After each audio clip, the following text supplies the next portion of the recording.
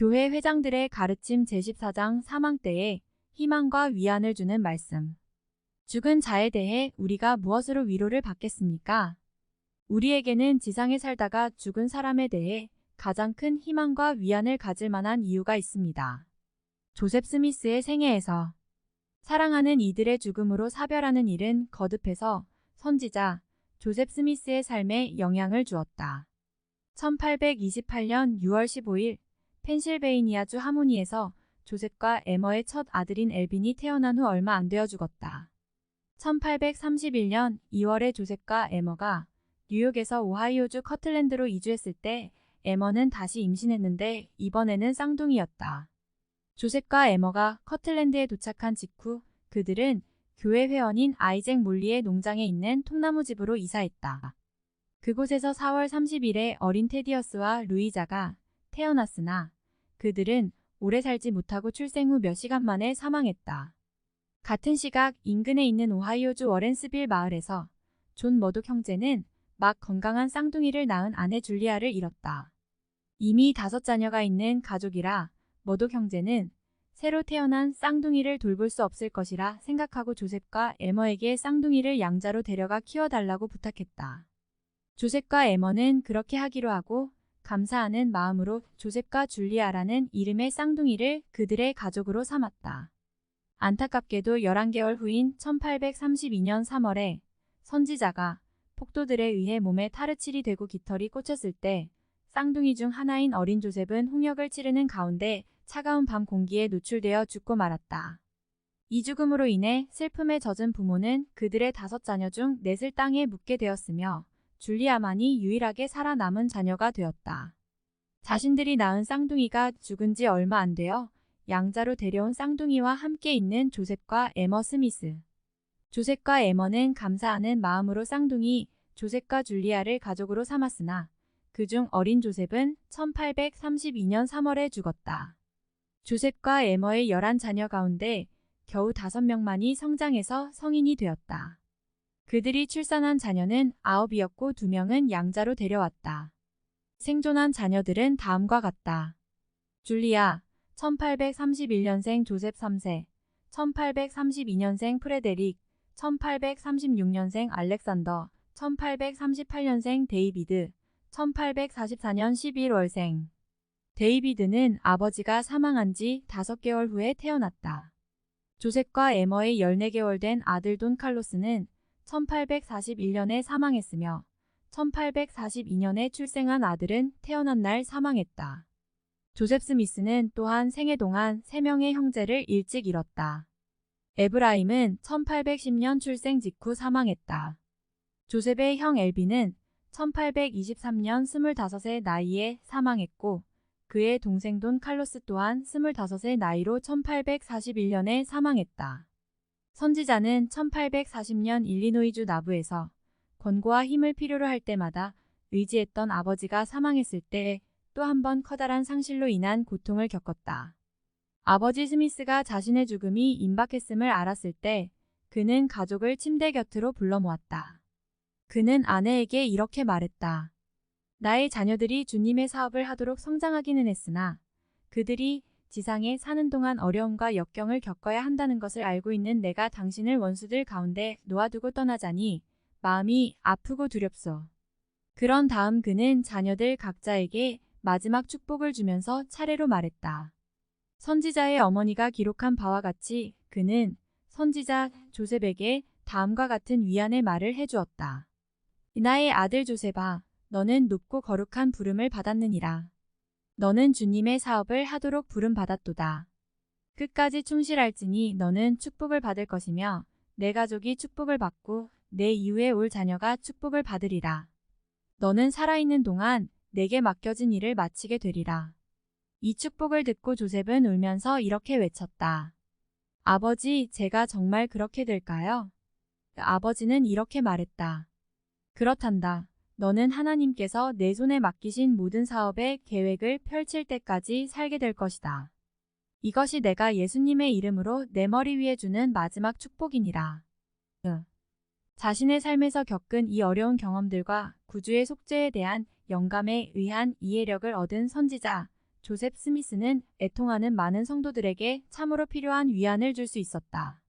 사랑하는 가족이나 친구가 죽었을 때 우리는 내세에서 그들을 다시 만날 수 있다는 지식을 통해 큰 위로를 받는다. 선지자는 1844년 4월 7일 나부에서 개최된 한 교회 대회에서 다음과 같이 말했다. 그는 최근에 사망한 친구 킹 폴레트에 대해 말했다. 사랑하는 성도 여러분, 제가 죽은 자에 대해 말씀드리는 동안 여러분께서 특별히 주의를 기울여 주시기를 바랍니다. 우리의 사랑하는 형제인 킹 폴레트 장로가 떨어지는 바위에 의해 우물 속에서 압사한 일로 인해 저는 이 말씀을 여러분께 드리기로 결심하게 되었습니다. 물론 폴레트 형제의 친구와 친지로부터 이야기를 해달라는 부탁을 받기도 했지만 오늘 바로 이 자리에 모이신 여러분, 그리고 이 도시에 살고 있는 많은 사람들과 또 이 세상 어디에 살고 있든 친구를 잃은 사람이 많을 것이라는 생각에 이 이야기를 해야겠다는 생각을 하게 되었으며 능력이 미치는 한도 내에서 그리고 저를 이끌어 주시는 성령의 영감에 따라 말씀드리도록 하겠습니다. 저는 전능하신 하나님의 가르침을 전하고 참되며 여러분이 쉽게 이해할 수 있는 내용을 전할 수 있고 제가 말하는 진리가 여러분 마음과 생각에 확신을 주기 위한 성신의 은사를 얻을 수 있도록 여러분의 기도와 신앙을 부탁드립니다. 저는 저의 간증이 참되다는 것을 압니다. 애통해하는 사람들은 자신들이 잃은 것이 무엇이라고 생각합니까? 그들의 친척이나 친구는 잠시 동안만 육신에서 분리되어 있는 것입니다.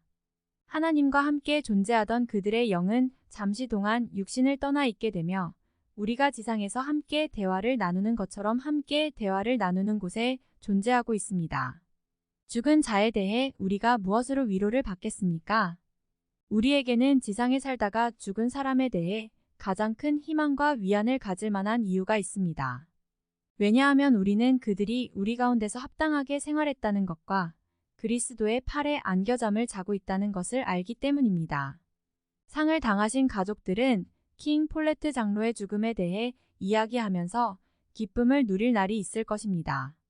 여러분의 남편이자 아버지인 그는 완전해질 그날, 죽은 자가 부활할 그날을 기다리기 위해 간 것이기 때문입니다. 부활 때 여러분의 친구였던 그는 완전한 축복 속에서 일어나 해의 영광으로 갈 것입니다. 저는 성신의 권세로 여러분은 두려워할 필요가 없다는 것을 말씀드립니다. 왜냐하면 그는 의로운 자들의 집으로 갔기 때문입니다. 슬퍼하거나 서러워하지 마십시오. 저는 마음속에 있는 성신의 간증으로 그것을 알고 있습니다. 여러분도 해의 왕국이 시작될 때 여러분을 만나러 오는 친구들을 기다릴 수 있습니다. 제게는 이미 영의 세계로 간 아버지와 형제, 자녀와 친구들이 있습니다. 그들은 단지 잠시 동안 자리를 떠난 것입니다. 그들은 영의 상태로 존재하고 있으며 우리는 곧 그들을 다시 만나게 될 것입니다. 나팔 소리가 드높게 울려 퍼질 날이 곧 오게 될 것입니다. 우리가 세상을 떠나게 되면 우리는 아버지나 어머니나 친구, 우리가 사랑하는 모든 사람, 예수님 안에서 잠든 모든 사람들을 기쁘게 만나게 될 것입니다. 그곳에는 폭도나 박해나 소송이나 체포에 대한 공포는 있을 수 없으며 영원한 축복만이 있게 될 것입니다. 로렌조 디 반스 장로는 영국에서 선교사로 봉사하는 동안 사망했다. 선지자는 완공되지 않은 나부 성전에서 가진 모임에서 그의 사망에 대해 이렇게 말했다. 제가 원하는 바를 말씀드립니다. 만일 제가 내일 저 무덤에 누우라는 부름을 받게 된다면 부활의 아침에 무덤이 열리자마자 무덤 밖으로 채 나오기도 전에 저는 아버지의 손을 잡고 아버지라고 외칠 것이며 그분은 내 아들아, 내 아들아 하고 말할 것입니다. 우리가 그렇게 기대할 수 있겠습니까? 할 수 있습니다. 만일 우리가 어떻게 살아야 하고 어떻게 죽어야 하는지 배운다면 그렇게 할 수 있습니다. 우리는 자리에 누울 때 아침에 일어날 것을 생각합니다. 그리고 친구와 함께 사랑의 팔로 감싸 안고 누워 함께 잠들고 서로의 품 안에서 깨어나 다시 대화하는 것은 기쁜 일입니다. 이 흥미로운 주제에 대해 제가 시연에서 본 것에 대해 이야기하면 이상하게 여기시겠습니까? 예수 그리스도 안에서 죽은 자들은 그들이 무덤에서 나올 때 이곳에서 소유했거나 기대했던 기쁨의 결실을 누리게 될 것입니다. 그 시연은 너무도 분명해서 저는 실제로 사람들이 무덤에서 하늘로 올라가기 전에 천천히 일어나는 것과 같은 광경을 보았습니다. 그들은 서로 손을 잡으면서 아버지, 아들아, 어머니, 딸아, 형님, 누나 하고 불렀습니다. 그리고 죽은 자들에게 일어나라는 음성이 들릴 때 만일 제가 제 아버지 곁에 누워있다면 제가 가장 먼저 느끼는 기쁨은 어떤 것이겠습니까? 저의 아버지, 어머니, 형님, 형제자매들이 제 옆에 있을 때 저는 그들을 얼싸안고 그들은 저를 얼싸안을 것입니다. 저에게 더 가슴 아픈 일은 죽음보다 멸망에 대한 상념입니다. 저의 부모나 형제자매, 친구들을 다시 볼 수 있다는 기대가 없다면 제 가슴은 순식간에 터져버릴 것이고 다시 무덤으로 내려가야 할 것입니다. 부활의 아침에 친구들을 볼 수 있다는 기대는 저의 영혼을 즐겁게 하고 모든 악에 대항할 수 있는 힘을 줍니다. 이것은 마치 오랜 항해 끝에 돌아온 친구들을 더 큰 즐거움으로 서로 만나게 되는 것과도 같습니다. 아내를 잃은 교회 회원 마르셀러스 베이츠 형제에게 위로의 말씀을 드립니다. 형제님은 곧 영광의 세계에서 형제님의 동반자와 함께하게 될 것입니다. 반스 형제의 친지들과 애통해하는 모든 성도들에게도 위로를 드립니다. 이것은 우리에게 늘 깨어서 부지런히 일하고 활락이나 허영이나 어리석음을 버리고 내일 죽을 것을 예비하라는 경고의 음성이기 때문이기도 합니다. 죽음으로 자녀를 잃는 부모는 부활 때 무덤에 뉘었던 모습 그대로 자녀들을 받게 될 것이다. 2살 된 메리언 라이언의 장례식에서 선지자는 이렇게 말했다. 우리는 다시 우리 가운데서 들리는 경고의 음성을 듣고 있으며 그 음성은 인간의 생명의 불확실성을 보여줍니다. 저는 한가한 시간에 이 문제에 대해 명상하면서 자문해 보았습니다. 왜 유아무죄한 어린아이들이, 특히 가장 총명하고 슬기로워 보이는 어린아이들이 우리의 곁을 떠나게 되는가? 제 마음에 떠오르는 가장 큰 이유는 이 세상이 매우 악하다는 것입니다. 세상은 점점 악해지고 점점 부패해 가고 있습니다. 주님께서는 많은 사람들, 심지어는 어린아이들까지도 악한 사람들의 질시와 현세의 악과 슬픔을 피하도록 하기 위해 데려가십니다. 그들은 이 땅에서 살기에는 너무도 순수하고 사랑스럽습니다. 그러므로 올바르게 생각한다면 그들은 악으로부터 구함을 받았으며 우리도 곧 다시 그들을 보게 될 것이므로 우리가 기뻐해야 할 이유가 여기에 있는 것입니다. 조셉 스미스의 가르침에 따르면 어린 자녀들은 막 세상을 떠났던 그대로 일어날 것이며 그 부모들은 해의 영광에서 전과 같이 사랑스러운 모습으로 자녀들을 맞이하게 될 것이다. 노년기의 죽음과 유년기의 죽음의 유일한 차이점은 한쪽이 다른 쪽보다 더 오래 하늘에서 영원한 빛과 영광에 쌓인 채로 살며 이 비참하고 사악한 세상에서 더 빨리 벗어난다는 것입니다. 그렇다면 다음과 같은 질문을 할 수도 있습니다. 어머니들은 영원한 세상에서 그들의 자녀들을 갖게 될까요? 네, 물론입니다. 어머니 여러분, 여러분은 여러분의 자녀들을 갖게 될 것입니다. 이는 그들이 영생을 가질 것이며 그들의 빚을 갚았기 때문입니다. 자녀들은 막 세상을 떠났던 그대로 일어날 것입니다. 또한 우리는 같은 영광, 즉 해의 영광에서 전과 같이 사랑스러운 모습으로 자녀들을 맞이하게 될 것입니다. 제6대 교회 회장인 조셉 F. 스미스 회장은 이렇게 보고했다. 조셉 스미스는 일찍 죽은 유아는 부활 때 어린아이로 나온다는 교리를 가르쳤습니다. 그리고 그 자녀를 잃은 어머니를 가리키며 자매님은 부활한 후에 그 영이 완전히 성장할 때까지 그 아이를 키우는 기쁨과 즐거움과 만족을 얻을 것입니다. 라고 말했습니다. 1854년에 저는 제 숙부돈 칼로스의 아내인 아그네스 스미스 숙모를 만났는데 그녀의 어린 딸 소프로니아의 죽자 선지자 조셉 스미스는 그녀에게 그 자녀가 부활한 후에 그 영이 완전히 성장한 모습에 이를 때까지 그 아이를 키우는 기쁨과 즐거움과 만족을 얻게 될 것이라고 말했습니다. 그리고 그것은 그녀가 이 지상에서 얻을 수 있는 기쁨보다 훨씬 더 클 것이라고 했는데 그 이유는 그녀가 이 필멸의 지상 생활의 모든 슬픔, 두려움, 무력함으로부터 자유로워지며 이 생에서 알 수 있는 것보다 더 많은 것들을 알 수 있기 때문이라고 했습니다. 제가 그 아이의 어머니인 미망인을 만났을 때 그녀는 제게 이러한 이야기를 해주었으며 그것은 선지자 조셉 스미스가 그녀의 어린 딸의 장례식에서 한 말씀이라고 간증했습니다. 메리 이사벨라 혼과 리어노라 캐논 테일러는 각자 어린 자녀를 죽음으로 잃었다. 혼제베는 선지자 조셉 스미스가 두 자매에게 다음과 같은 위로의 말을 해주었다고 말했다. 그는 부활의 아침이 오면 우리가 아이들을 매장했던 그대로 그리고 깨끗하고 무죄한 상태로 되돌려 받게 될 것이며 그들의 어머니로서 그들을 양육하고 돌보게 될 것이라고 했습니다. 그는 어린이들이 뉘어졌던 때의 모습 그대로 부활한 후에 양육될 것이며 통치권과 주권과 권능을 얻는 데 필요한 모든 예지를 얻게 될 것이라고 말했습니다. 사랑하는 사람들이 죽을 때 통하지만 우리는 지상에 사는 모든 자들의 하나님께서는 올바르게 행하실 것임을 믿을 수 있다. 24세 된 에브라임 마크스의 장례식에서 선지자는 이렇게 선언했다. 참으로 엄숙하고 장엄한 순간입니다. 이와 같은 엄숙함을 느껴본 적은 한 번도 없습니다. 뉴욕에서 숨진 저의 맏형 엘빈과 나부에서 숨진 막내 동생 돈 칼로스 스미스가 생각납니다. 우리가 지지와 위안을 얻기 위해 의지했던 이 젊은이들이 한창 젊은 나이에 우리 곁을 떠나 이 지상에서 사는 동안 볼 수 없다는 것은 저에게 힘든 일이었습니다. 그렇습니다. 이런 일들을 감수하고 받아들이기란 힘든 일이었습니다. 저는 때로 그것이 하나님의 뜻이었다면 제 자신이 죽는 것이 더 받아들이기 쉬운 일이었을 것이라고 생각했습니다. 그러나 저는 우리가 잠잠해야 하고 그것이 하나님에 의한 일임을 알며 그분의 뜻을 받아들이고 만족해야 한다는 것을 알고 있습니다. 모든 것은 올바르게 이루어진 것입니다. 우리는 잠시 후면 모두 그와 같이 죽게 될 것이며 저도 여러분과 마찬가지로 그 상황을 맞게 될 것입니다. 조셉 스미스는 1832년 6월 6일 에머 스미스에게 다음과 같은 편지를 썼다. 나는 하이럼 형님이 어린 자녀를 잃었다는 소식을 듣고 슬펐어. 나는 우리가 어느 정도 형님에게 조의를 표할 수는 있지만 우리 모두 주어진 운명에 만족하고 주님의 뜻이 이루어지다라고 말해야 한다고 생각하오. 조셉 스미스는 1840년 1월 20일에 에머 스미스에게 보낸 편지에서 이렇게 썼다. 하이럼 형님에게서 편지를 받았소.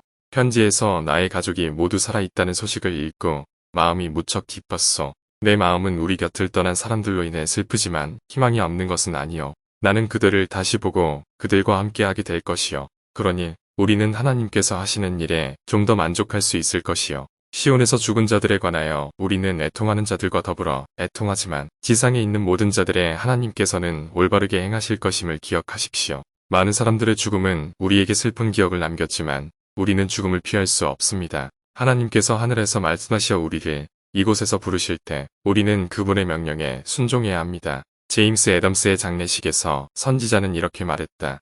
저는 미주리주에서 워싱턴으로 가는 길에 일리노이주 스프링필드에서 처음 그를 보았습니다. 그는 낯선 사람인 저를 자신의 집으로 데리고 가서 격려 위로를 해주고 돈까지 주었습니다. 그는 참으로 가까운 친구였습니다. 그는 자신의 죽음에 대해 계시를 받았으며 더 중요한 일을 위해 떠나갔습니다. 사람들이 준비되었을 때 그들은 이곳을 떠납니다. 애덤스 형제는 죽은 자들에게 더 적절한 문을 열어주기 위해 갔습니다. 의로운 자들의 영들은 더욱 크고 영광스러운 일을 하기 위해 높은 곳으로 갑니다. 그러므로 그들에게는 영의 세계로 떠나는 것이 축복이 됩니다. 학습과 가르침을 위한 제언. 본장을 공부하거나 가르칠 준비를 할 때 다음 제언을 고려한다. 도움이 더 필요할 경우 VII에서 XII 쪽을 참조한다. 171-173쪽에 있는 기록을 읽을 때 여러분은 어떤 생각과 느낌이 드는가? 이 경험들은 선지자 조셉이 죽음과 부활에 대해 가르친 방법에 어떻게 영향을 주었을 것으로 보는가? 본장에는 조셉 스미스가 사랑하는 자들의 죽음을 애도하는 사람들과 나눈 메시지가 수록되어 있다. 152에서 156쪽 이 메시지에서 선지자는 복음 교리를 가르치고 그의 가르침을 듣는 사람들에게 그 교리를 그들의 삶에 적용하는 방법을 보여줌으로써 희망과 위안을 주었다. 이미 사망한 사랑하는 자들이나 죽음이 임박한 자들을 생각할 때 어떤 복음 진리가 여러분에게 위안을 가져다 주는가? 왜 이 진리들은 여러분에게 중대한 의미가 있는가? 어떻게 살아야 하고 어떻게 죽어야 하는지에 대한 조셉 스미스의 권고를 포함하여 반스 장로의 죽음에 대해 그가 말한 권고를 읽는다.